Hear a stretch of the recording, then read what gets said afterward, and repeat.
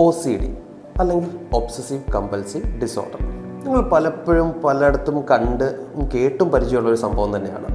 പ്രത്യേകിച്ച് ഫഹദ് ഫാസിൽ നോർത്ത് 24 കാതം എന്നുള്ള പടത്തിൽ വളരെ അടിപൊളിയായിട്ട് അതിനെ ഡിപിക്റ്റ് ചെയ്ത് കാണിച്ചിട്ടുള്ള ഒരു സംഭവം തന്നെയാണ്. പക്ഷേ OCD വൃത്തി മാത്രമാണോ? അല്ല, അതൊരു തെറ്റിദ്ധാരണയാണ്. കാരണം നമ്മൾ പലപ്പോഴും കണ്ടിട്ടുള്ള OCD ഇതാണ്, നമുക്ക് പറയാൻ പറ്റുന്നതും എളുപ്പത്തിൽ കാണിച്ചു കൊടുക്കാൻ പറ്റുന്ന ഒരു OCD ആണ്.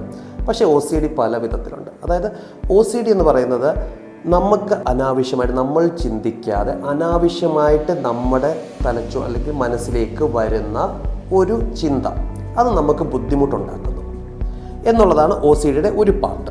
ഈ ബുദ്ധിമുട്ടുണ്ടാക്കുന്നതിനെ നമ്മൾ കുറയ്ക്കാൻ വേണ്ടി നമ്മൾ ചെയ്യുന്നതാണ് പലതും. അതായത് വൃത്തിയാക്കുക, ക്ലീൻ ചെയ്യുക, കൈ കഴുകുക എന്നുള്ളതൊക്കെ. സോ അതേപോലെ പല തോട്ട്സ് നമുക്ക് വരാം. ചിലത് നല്ല തോട്ട്സ് വരാം, ചിലത് വളരെ മോശമായിട്ട് നമുക്ക് ഭയങ്കര ബുദ്ധിമുട്ടുണ്ടാക്കുന്ന തോട്ട്സുകൾ നമ്മുടെ മനസ്സിലേക്ക് വരാം.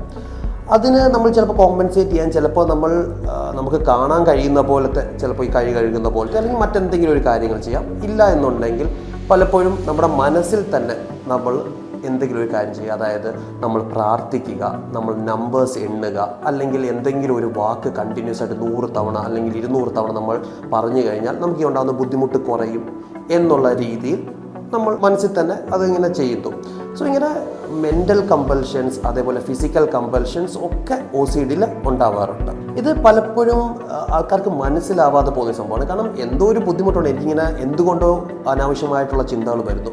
ചിലപ്പോൾ ഇത് ഓവർ തിങ്കിങ് ആയിരിക്കും, ഞാൻ ഓവർ തിങ്ക് ചെയ്യുന്നതുകൊണ്ടായിരിക്കും എന്നൊക്കെ വിചാരിച്ച ആൾക്കാർ പലപ്പോഴും ഇത് ട്രീറ്റ് ചെയ്യാതെ വെച്ചുകൊണ്ടിരിക്കും.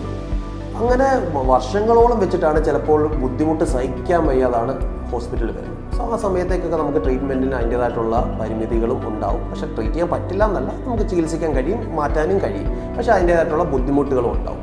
സോ നിങ്ങൾക്ക് ആർക്കെങ്കിലും ഇങ്ങനൊരു ബുദ്ധിമുട്ടുകൾ അനുഭവപ്പെടുന്നുണ്ട്, നിങ്ങൾ വിചാരിക്കാതെ, നിങ്ങൾ ആഗ്രഹിക്കാത്ത ചിന്തകൾ നിങ്ങളുടെ മനസ്സിലേക്ക് വരുന്നു, ആ ചിന്തകൾ നിങ്ങൾക്കൊരു ബുദ്ധിമുട്ടുണ്ടാക്കുന്നതാണ് എന്നുണ്ടെങ്കിൽ, അത് എന്തുമായിക്കോട്ടെ, അങ്ങനെ എന്തെങ്കിലും ചിന്തകൾ നിങ്ങൾക്ക് വരുന്നുണ്ടെന്നുണ്ടെങ്കിൽ ഉടനെ തന്നെ ഒരു സൈക്യാട്രിസ്റ്റിനെ കണ്ട് നിങ്ങളുടെ മനസ്സിലെ പ്രശ്നങ്ങൾ പുള്ളിയോട് പറയുക.